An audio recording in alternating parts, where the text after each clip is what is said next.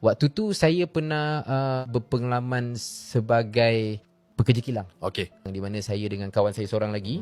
Tapi kawan saya ni pangkat dia lebih sikit. Okey, atas ha. Atas sikit dekat kilang tu. Dia macam manager apa. Supervisor bukan?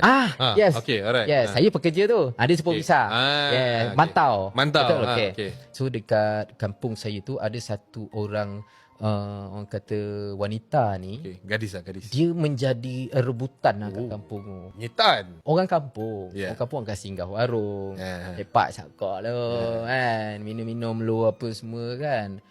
At the sudden time, tiba dia jalan. Jamilah dia lalu. Jamilah lalu. Oh, Jamilah.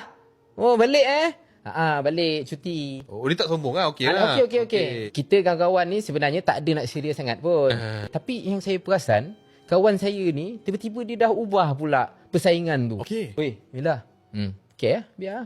Betul kan? Macam kau tak macam ni. Kau tak macam ni dulu sebab aku nak persaingan tu. Okey. At least kita ada benda yang kita nak gurau.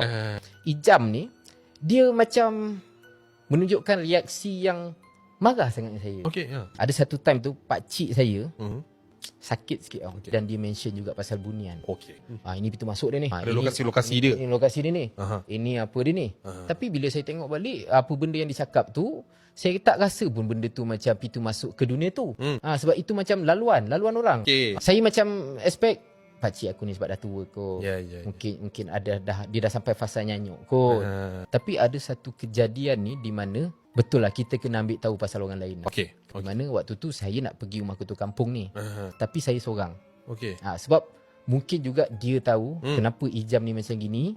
Kenapa pakcik saya tiba-tiba pula macam ni. Okey. Kenapa pula Jamilah tiba-tiba balik ke apa semua kan. Tapi saya pergi, Assalamualaikum. Cik, macam tu kan. Jamilah ada. Okey. Kau okey tak? Jaga yang tu. Okey cik, asal? Kau lama tak balik kan. Dia mendengus sekali lagi. Okey. Minum. Oi, apa hal Macam ni lah.